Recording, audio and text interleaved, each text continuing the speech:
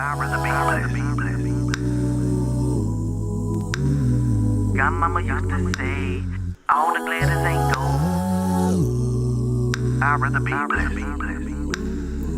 I'm so thankful for everything God's done for me. He already gave his son so I can claim eternity. To top it off, I get love from my friends and family. But the devil still try to sell me dreams about a bigger life with some better things, like all the limelight, living a good life, sold out shows up for me. Hello, I'm Wesley T. Leonard, and welcome to another episode of The Law According to Leonard, the Wesley T. Leonard Talk Show.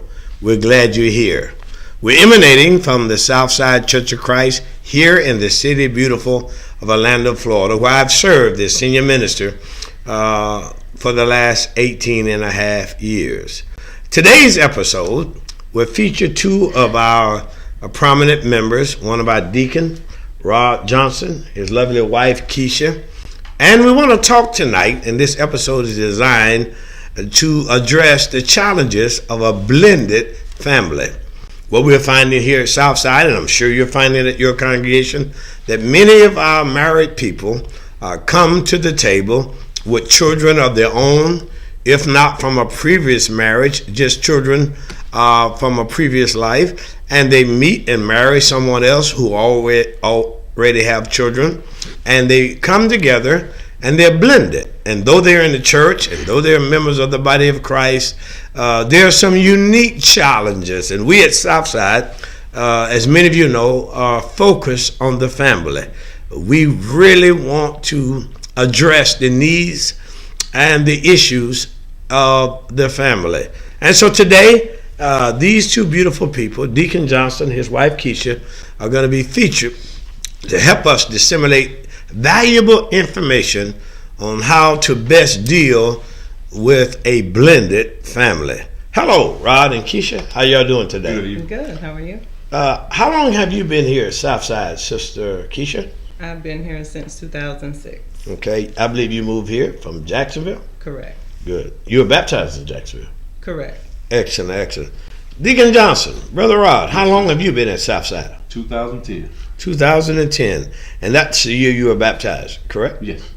And if I recall, I had the privilege and pleasure of performing your nuptials in 2010, correct? Right. Yes. And Deacon Johnson, what year were you ordained as a deacon here? 2016. 2016. So you almost got 2 years. Yes, sir. 8 years of marriage and 2 years of deaconship. Yes, sir. Oh, you're good to go. And you need to know as well that Deacon Johnson, one of his judicial responsibilities as a deacon, he has our internal security. He's a former police officer at Orlando Police Department for well over 20 years. He's retired now, moved on to another career, but one of his responsibilities is to secure our premises in this environment of toxicity and active shootings in churches and synagogues and places of worship. He's done an excellent job in teaching our church what to do in case there's a situation undesirable. He would do a good job at your church of a seminar designed to do security for your church. And not only is he over security, he has taken upon himself that one of the things he wants to always do is make sure myself, my wife, my children, my grandchildren, my mother and sister, my brother, the Leonard family, the first family here at Southside, is safe and secure. And for that, I am eternally grateful, Deke. Yes, appreciate you and love you for what you mean to me personally and professionally. Listen, now you guys been married, what now, 8 years, you said? 8 years.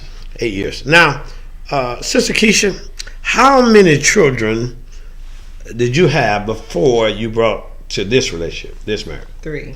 You had 3 children. 3 children. And Deacon Johnson, how many children did you have? 4. So you had 4 and she had 3. And when you came together, you brought 7 children 7 children. Correct. between you. Brady Bunch. Yes, sir. Johnson Jungle. Okay. Well, let me ask you this. What are some of the challenges when you have 3 children and your spouse has 4 children and you come together in one house under one roof and some of the children are not biologically yours, they're his, and some of the children are not biologically yours, but they're hers. What, Sister Keisha, are some of the challenges behind? I don't call them problems, but the challenges. I would think one of the challenges are parenting styles. We Okay. have the clashing of our parenting styles. Okay. So that comes from our different upbringing Mm-hmm. and maybe from a previous relationship, how they used to do things. So you parenting style, meaning if you want to elaborate further, like you may be more of a disciplinarian and the other person's more lax, Correct. or vice versa. Right. One person is more prone maybe to yell, and one person is more prone to talk. That Exactly. that didactic contrast in parenting style. Is Yes, that what sir. you mean by that? Exactly. So that can be challenging. Very challenging. And so you have to work to. But you know, it's interesting you say that, because even when you have been married to the same people, same person, and you have children together, sometimes you still can have a different parenting style. That's true.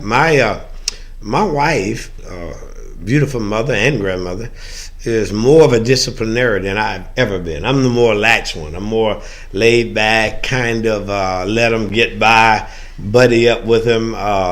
When they mess up, I throw my arm around them. And she's never mean to the children, never degrading to the children. But my wife is a whole lot more matter of fact. Right. She can say no with a straight face and don't bother her and go to sleep. But when I know they're disappointed, it kind of bothers me. So we're just different. Right. So it's always challenging. I agree. Deacon Johnson, what are you finding some of the challenges? Since Keisha mentioned this duplicity of ways you can parent, is that the same challenge you're having, or maybe even more? Yeah, I think that's number one. Like we said, we're from currently was married in the past. Maybe the parenting skills or the discipline that was practiced was different with Keisha and the kid's biological father. Mm-hmm. Same with me. Maybe the discipline and the parenting skills was different with me and my children's biological mother. So it gets challenging because, like you said, one parent could be a little bit more nurturing than the other. The other could be a little bit more the disciplinarian. I'm from the school of hard knocks. My granddad raised me. So it was when you messed up, go out there and get me a couple of switches so I can braid them. Uh-huh. But you learn as you go by, and you never get into anything and not want it to be successful and work. So you have to eventually sit down and tell yourself, I got to change some of my ways. I got to find a different way to do this. And when you do that, the kids usually they jump on board. You know, when love is shown and practiced, it's not hard. And then when one parent, non-biological, supports the other parent, non-biological, to the non-biological children, they start to get it. You know, mom and stepdad and dad and stepmom, they're in this thing together.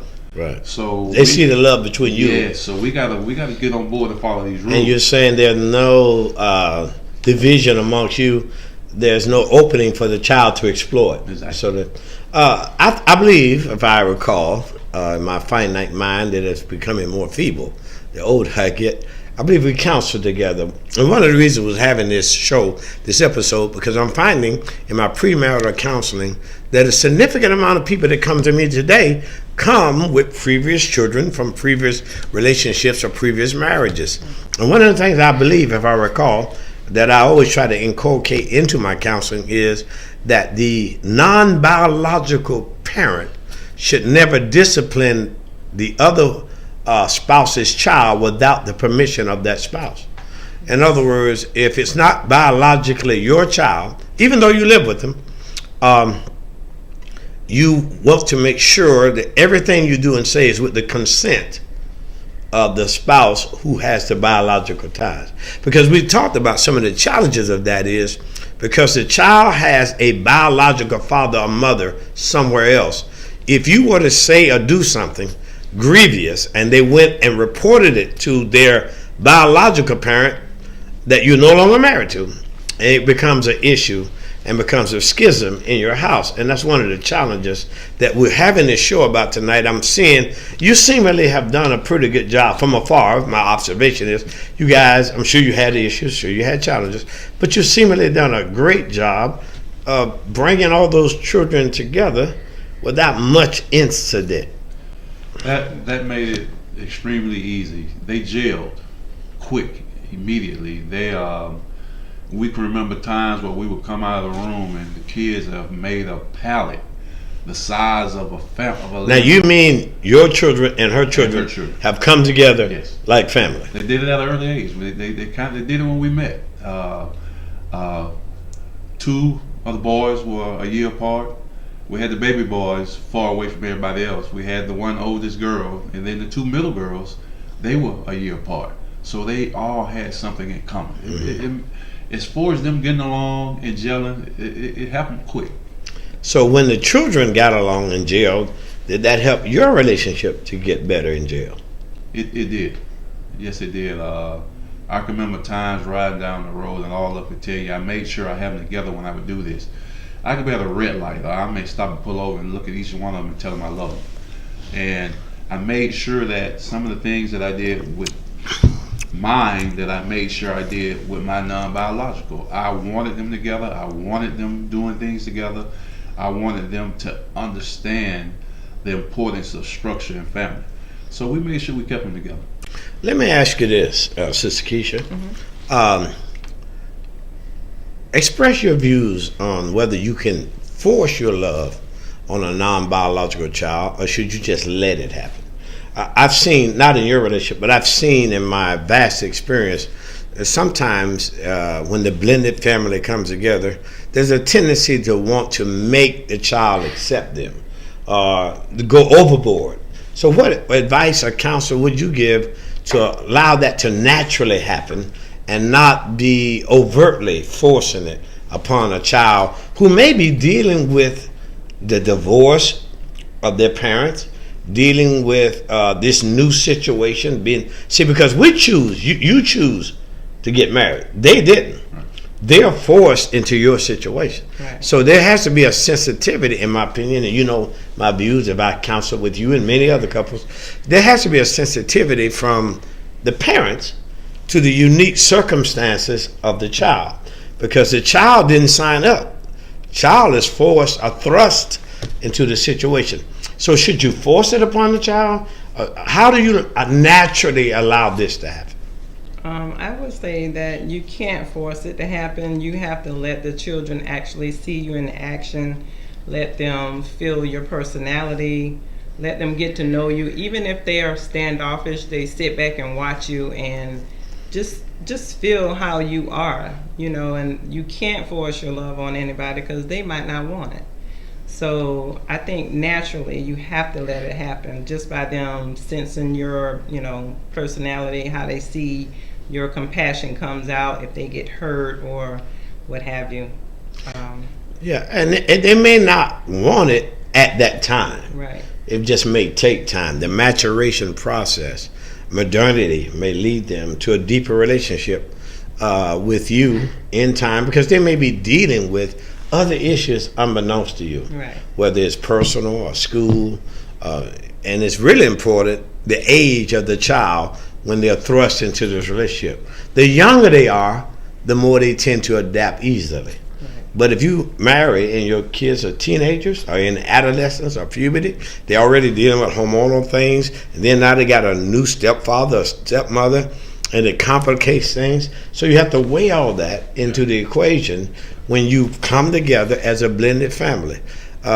You guys have done a remarkable job, in my opinion, so far in doing that, because now not only have you come together as a family, but you're intricately involved, committed, dedicated to our church, and you have both sides of the children here at church, and that's admirable. I'm sure that can be challenging sometimes. And matter of fact, congratulations, you're grandparents now. Yes, correct. Correct. And grandpa, Pappy's boy. Pappy's boy. Yes, sir. What's his name again?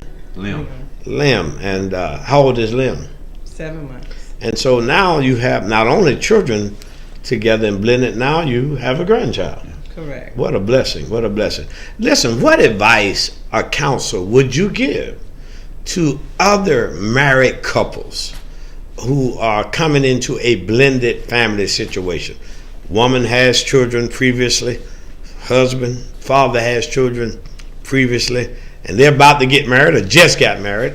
What are some of the counsel and advice that you guys would give to them after you've done this for a little while? Well, from a husband, a father, a stepfather, a man's point of view, first and foremost, you got to keep Christ involved. This is by far an easy task, an easy assignment, but like you said earlier, this is what we decided to do.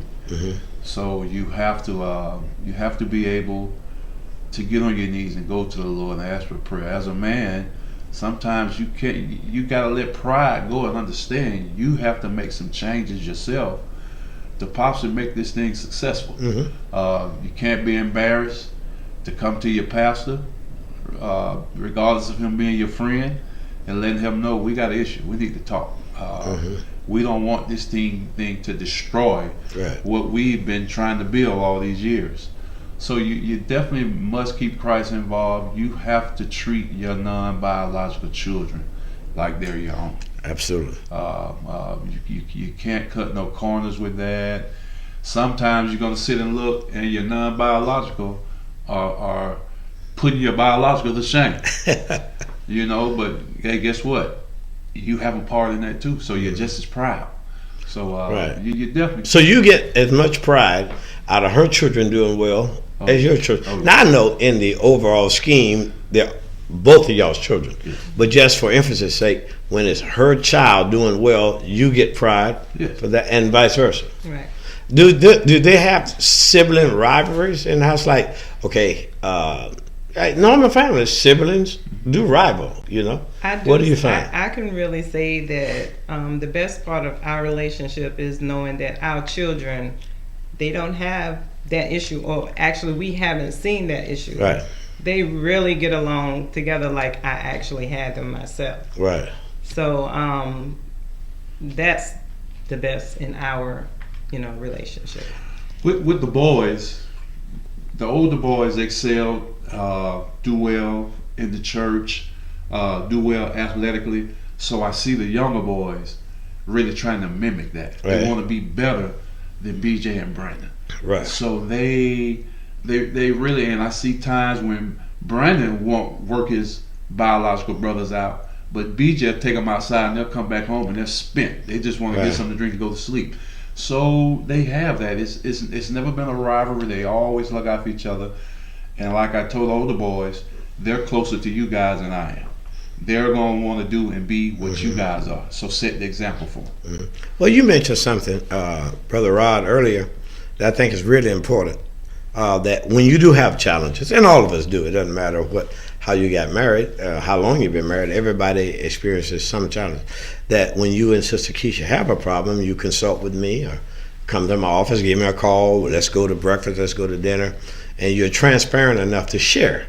Because a lot of people's pride will lead them to destruction because they're in a quandary and they're not comfortable enough to share. It doesn't have to be with me, but any leader or any confidant or older person who is experienced in spiritual matters, it's really important that you consult with them or counsel with them. That's why I was asking you, as you get older, wiser, have experienced this, you will be in a position to share your knowledge with other people who are not quite as fortunate to be where you are.